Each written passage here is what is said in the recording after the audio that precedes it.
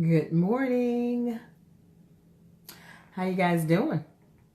I hope you're having a fantastic day. It's a beautiful day in the neighborhood, and you are welcome to the Fantastic Failures of an Average Mom. And today I want to talk about yelling and why it doesn't work. I am Anita Gibson, coach, speaker, educational strategist, and the author of the book Starfinder. Good morning, Heidi.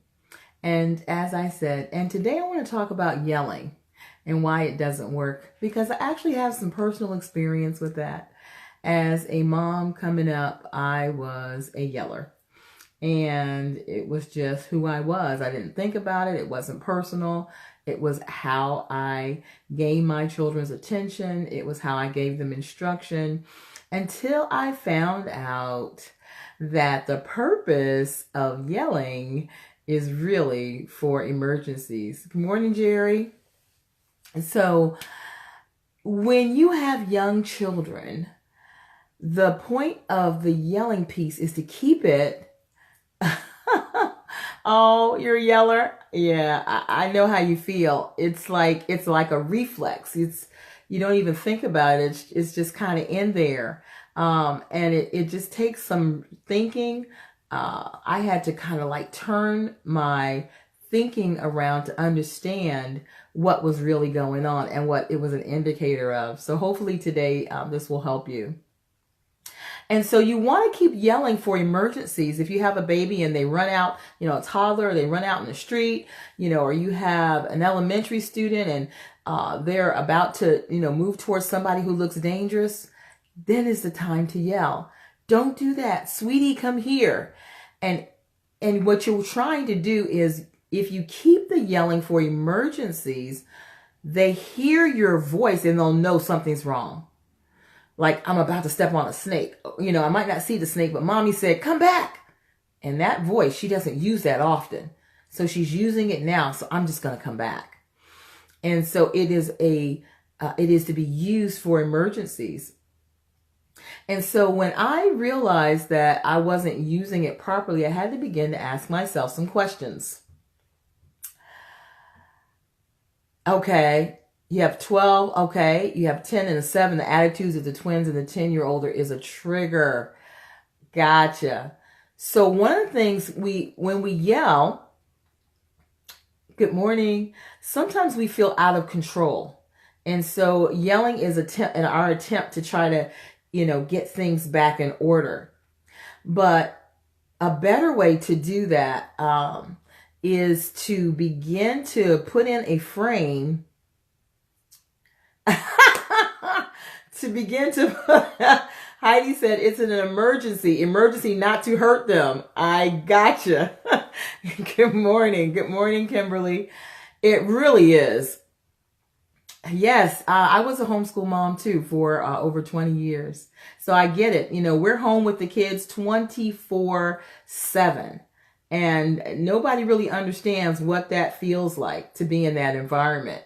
And so it even becomes more important for us to begin to put some things in place. Like when I'm an administrator, actually for a homeschool program. And when I go into a classroom and the teacher is yelling, I know right away that there is a need for some additional classroom management skill for her. It may appear that it's the children, are being disobedient in the class, but it's 99% of the time, it's that that teacher needs some more tools for managing that class properly. So one of the questions you might want to ask yourself if you're a yeller like I was is, are you consistent with instruction? I would give instruction and then go and do something else with the expectation that you heard what I said and you're going to get it done. And then when I would come back thinking that it was done and it wasn't, you heard what I said, you're being disobedient, and there I would go. And so I had to begin to slow down because, as homeschool moms, we're doing 20 million things. We're trying to keep up with the homeschool, and we might be trying to, throw in a load of laundry, and we might be trying to cook dinner and all the other things and keep up with all the different children that we have there in the home. But you have to be intentional enough when you give instruction to make sure that you follow through. So what is your instruction consistent? When I say something, do I say it in a way that I expect it to be done? Do I say it in a way that I'm sure you get it? That's another question. Are you sure your child is paying attention to you? Because sometimes we're given instructions and they're, reading a book, or we're given instruction and they're playing a video game, or we're given instruction and their mind is just someplace else. And we think they're listening to us. And so we give the instruction and we go off and do something else. And then we come back and it's not done and we're upset. So you have to make sure you really, truly have their attention. Do you ask them questions like, can you repeat back to me what I said? Do you understand what I'm asking you? Okay, say it in your own words. Those kind of things. But it takes time. You have to slow down enough to make sure that your child is hearing you, that they have, you have their attention. Another question you might ask yourself if you're a yeller is, did I inspect what I expected? Did I go back and say, okay, I'm going to come back and check in 10 minutes to see if you were able to get that done? Or did I just go the whole rest of the day, come back with the expectation that the homework would be done or the bathroom would be cleaned, and it's not, and now I'm upset because you didn't do what you were supposed to do?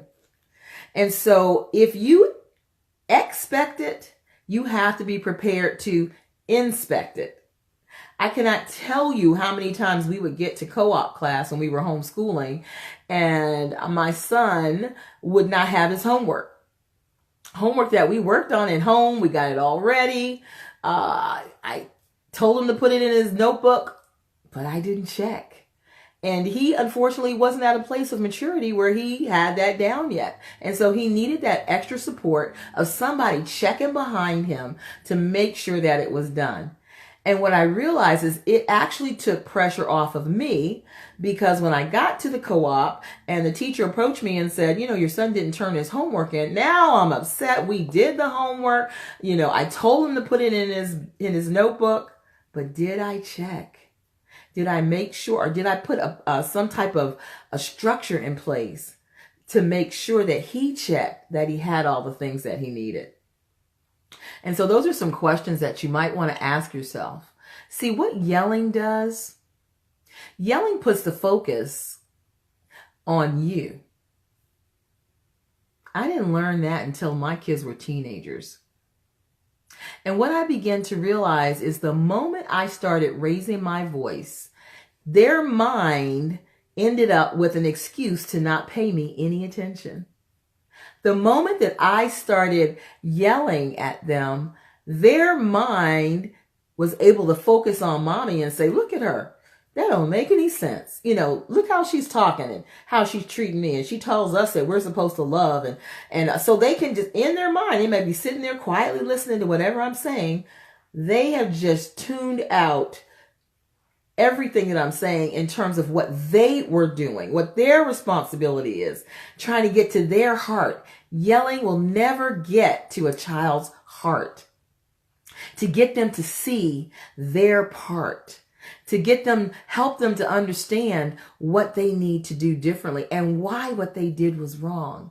And so as I began to realize that the moment I started yelling, I closed a wall. I put a wall up. I closed the door to the possibility of that child being able to see themselves and to understand that there was something that they did that wasn't right. There was something they needed to change. And as I began to bring my tone down and to begin to ask more questions of them, so what do you think about that? Was that the right thing to do? How could you have done that differently?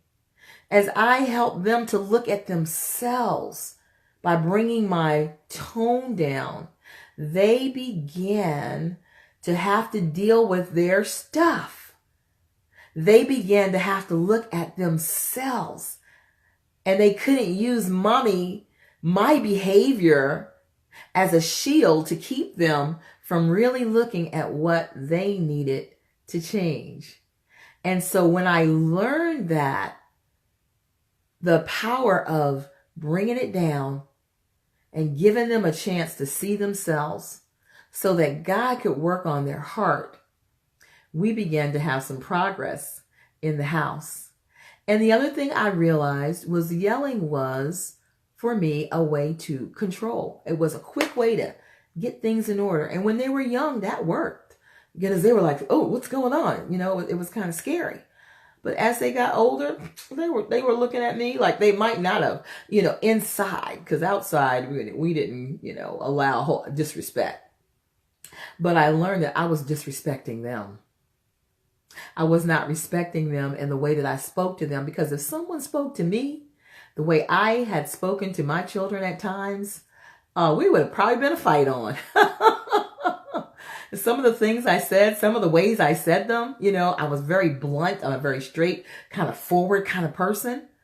If someone had said things to me in that way, I had to ask myself the question, would that have changed me? Would I have been open to what they said? Absolutely not. I would have been defensive. I would have been angry, which is what I was seeing in my children. And so today, I just want to remind you, yelling, it doesn't work.